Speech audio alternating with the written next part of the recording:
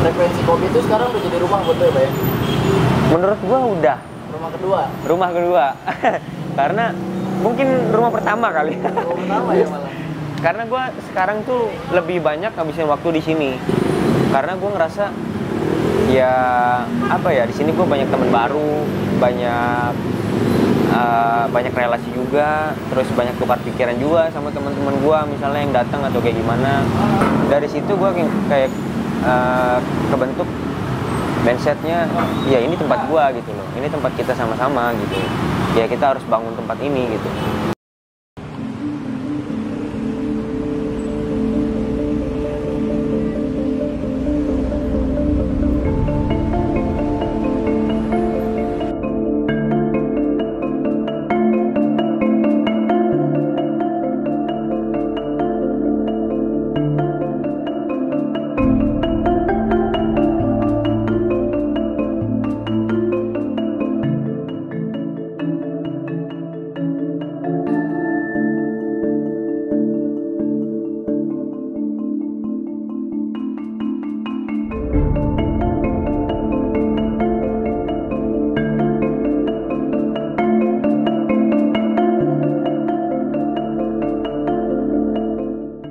Frekuensi itu berdiri sejak tahun 2018.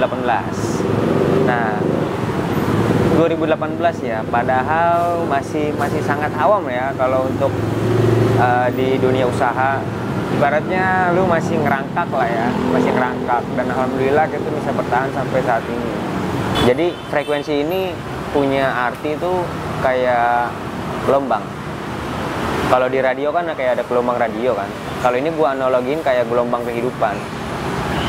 Dimana di situ yang namanya gelombang kan naik turun ya kan, naik turun dan nggak pernah stagnan. Saat lu di atas, lu apa yang harus dilakuin, saat lu di bawah apa yang lu harus lakuin gitu. Dan itu fluktuatif, jalan terus ya kan, naik turun dan nggak pernah stagnan. Ya sama kayak kehidupan ini, nggak ada yang pernah stagnan. Terus untuk frekuensi sendiri ya, apa ya, itu terbentuk dari keresahan gue lah, keresahan gue sama si Doeng waktu itu, sama April juga. Tiap balik kampus gue selalu nongkrong ya kan, nongkrong gak jelas, terus ngabisin duit ya kan. Terus akhirnya di situ kita mutusin buat kenapa kita nggak buka aja nih ya kan, satu wadah biar supaya orang-orang pada ke tempat kita. Dan akhirnya ya gue ketemulah tempatnya di sini, di Meruya Utara ini. Konsepnya kayak gini nih, sederhana ya kan. Terus juga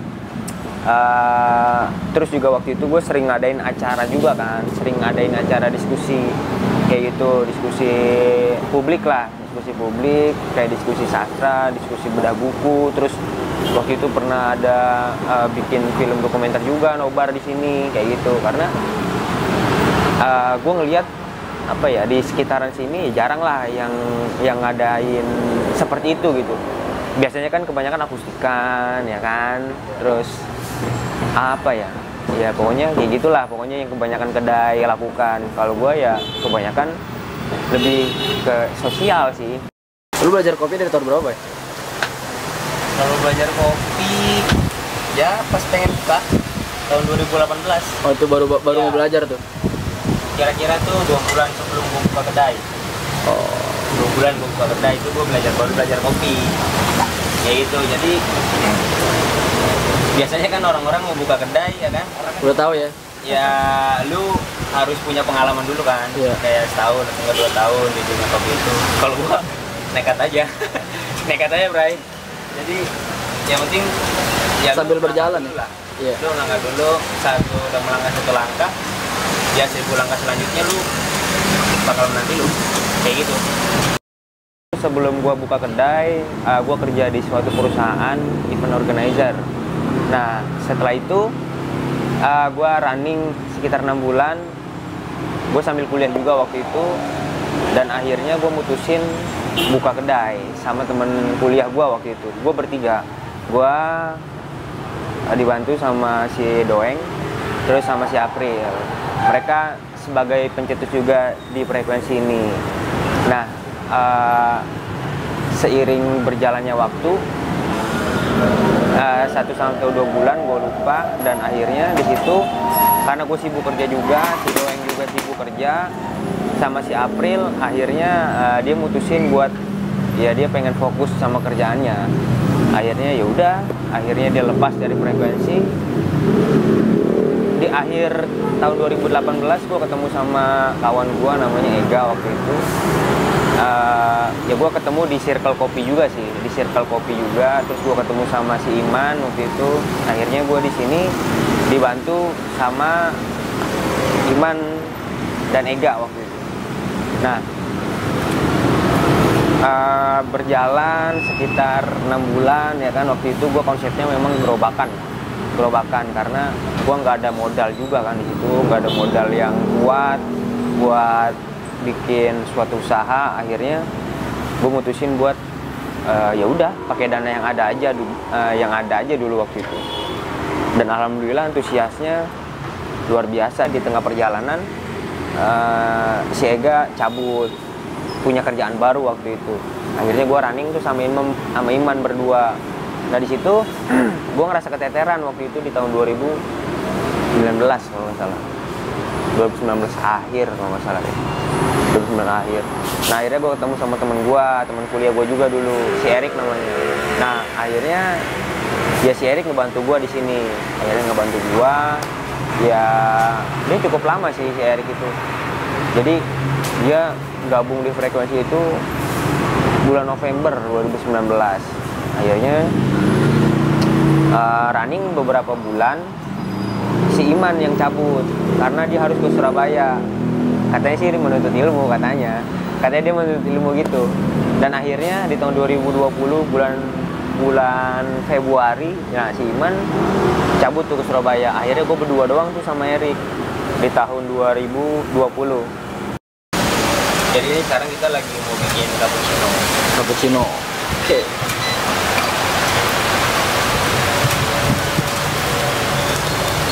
Cappuccino.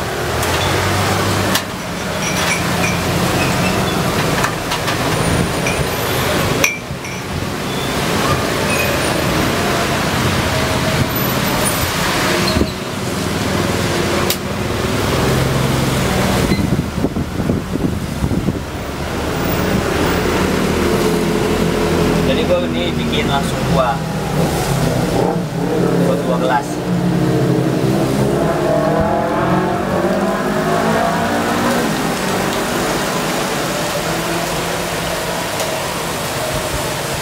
Ini butuh beli alatnya, butuh berapa tahun, Bay? Wah, ini ngumpulinnya sekitar 2 tahun lah. 2 tahun. 2 tahun tuh ya apa ya, kita ngumpulin duit kan di situ, ngumpulin duit pelan-pelan. Akhirnya belilah nih alat-alat kayak gini. Alhamdulillah gitu ada rezekinya.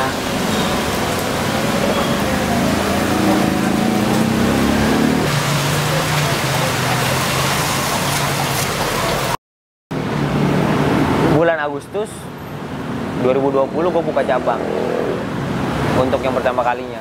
Itu lokasinya di Bojong. Jadi mungkin teman-teman yang nonton ini pernah datang lah ke Bojong sebagai customer gue di sana. Terus akhirnya di sini gue diskusi sama Erik, lu nggak mungkin nih di Meruya sendiri ya kan. Kalau di Bojong gue masih bisa handle karena ruang lingkupnya sedikit ya kan. Kalau di mana di Meruya ini kan lumayan luas lah ya, lumayan luas. Akhirnya di situ gue ketemu sama si Kacang itu. Gue udah kenal lama sih sama dia, sebelum gue buka kedai gue udah kenal sama dia. Terus akhirnya kebetulan dia juga lagi free juga. Akhirnya gue minta bantu dia buat bantu di frekuensi di situ. Frekuensi Meruya akhirnya tuh apa ya, kipernya itu si Erik sama si Kacang waktu itu berdua. Jadi gue running selama 5 bulan lah di Bojong. Akhirnya tahun 2021 kemarin bulan Februari atau bulan Maret gitu gue lupa, akhirnya gue tutup di sana karena apa ya, gue terlalu memaksakan sih di sana. Terus lokasinya juga kurang tepat ya kan, pasarnya juga masih bingung nih gua ya kan, karena di sana juga masih banyak warkop juga kan. Terus agak susah sih, nggak tahu agak susah atau mungkin guanya yang kurang survive di situ ya kan. Jadi itu kayak buat pembelajaran gua aja gitu. Akhirnya gua balik lagi lah ke Meruya. Harusnya sih 6 bulan, gua kontrak di sana. Terus pas 5 bulan ya udah gua cut karena kalau misalnya gua lanjutin beban operasional bakal makin banyak kan. Akhirnya di situ ya udahlah gua tutup aja di situ ya kan, buat pembelajaran lah segala macem. Akhirnya gua fokus lagi di sini kayak gitu. Terus setelah beberapa bulan di sini, si Kacang mutusin buat cabut dari sini karena dia punya pekerjaan yang baru. Akhirnya gue balik lagi berdua sama Erik. Nah kebetulan di situ si Iman balik dari Surabaya, dan akhirnya karena gue juga kerja kan, terus gue mutusin buat ya udah Man, lu di sini aja gitu, bantuin frekuensi lagi. Udah akhirnya dia bersedia kan dengan tangan terbuka ya kan. Udah akhirnya di sini gue bertiga lagi tuh sama Erik, sama Iman, sama udah bertiga tuh gue. Akhirnya beberapa bulan running si Erik dapat kerjaan baru. Terus akhirnya gue sekarang ya gue sama Iman doang berdua sampai sekarang. Nama warungnya? Nama warungnya ditulis tanda tangan. Nama warung ya?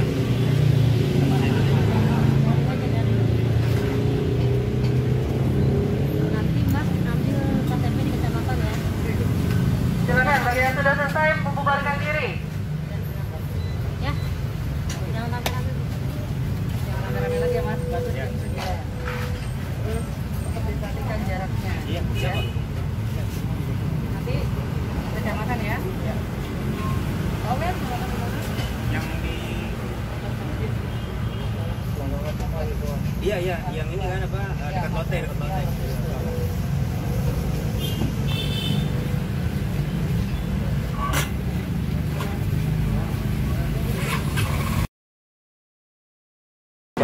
Nah setelah masuk 2020 bam ya kan, langsung pandemi.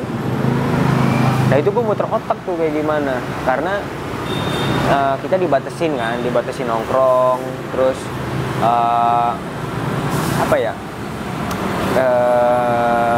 kayak kerumunan tuh jangan terlalu banyak ya kan. Di situ gue mikir, karena kan gue jual kopi nih, yang adanya tuh malam, sedangkan waktu itu peraturan sampai jam 7 atau jam 8 kalau nggak salah ya. Jam 8 itulah terakhir lah. Jam 8 malam itu kita udah close. Harusnya gue kan baru mulai dagang gitu loh jam segitu biasanya. Akhirnya di situ gue kayak bikin promo menu, terus ngadain bin specialty dari mana misalnya. Kayak gitu-gitu aja sih ininya, strateginya gitu. Terus sama gue kayak ya udah gue nguatin mental aja lah, karena kan bukan gue doang yang kayak gitu kan, semuanya juga ngalamin kayak gitu. Seberapa penting sih relasi buat frekuensi kopi? Oh relasi ya? Relasi yang luas. Oke. Jadi kalau ngomongin relasi, karena kan gue orangnya juga sering keliling ya, ke kedai-kedai sekitar gitu ya kan. Terus kayak gue ke Glassberry Grocery, ke Street House, ke Unang, ke Gelo. Nah itu ya gue punya hubungan erat lah sama mereka. Terus masih banyak kedai-kedai yang gua nggak bisa sebutin satu persatu yang udah pernah ngebantu frekuensi kayak gimana. Nah di situ gue ngebangunnya kayak misalnya gue sering main ke tempat dia, terus ngadain apa nih, misalnya kayak kemarin gue ngadain bikin podcast waktu itu,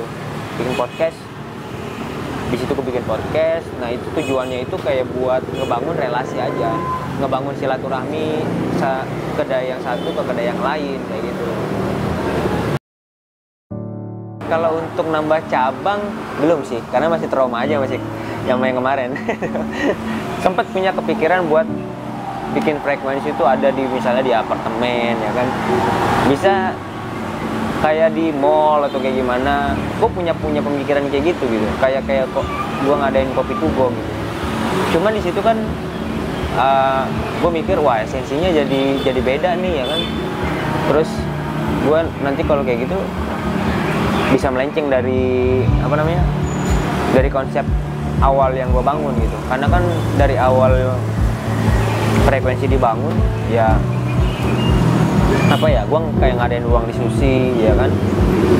Terus gue intinya tuh pengen bermanfaat aja lah buat orang lain, lebih ke situ. Terus untuk sekarang sih kayak harapan kedepannya ya gue bisa explore lagi di masalah menu, terus masalah kenyamanan customer yang ada di sini, terus apa lagi ya, mungkin itu aja kali ya, mungkin itu aja kali, kayak menu-menu baru bakalan dikeluarin lagi nantinya atau kayak gimana. Terus mungkin lebih konsisten lagi dalam buka tutupnya di sini kayak gitu ya. Mungkin di sini tempat kita belajar bersama gitu ya. Sejauh apapun lo melangkah ya kan, ibaratnya ya lu pernah di sini gitu. Jadi gue sebagai gue personal gitu, gue berterima kasih banget sama teman-teman yang udah support ya kan. Terus apa ya, yang udah ngeluarin effortnya buat frekuensi itu kayak gimana ya kan, udah ngebantu dengan ya tulus banget lah pokoknya kayak gitu. Terus apa lagi ya, udah kali ya. Kalau perjalanannya frekuensi sampai sekarang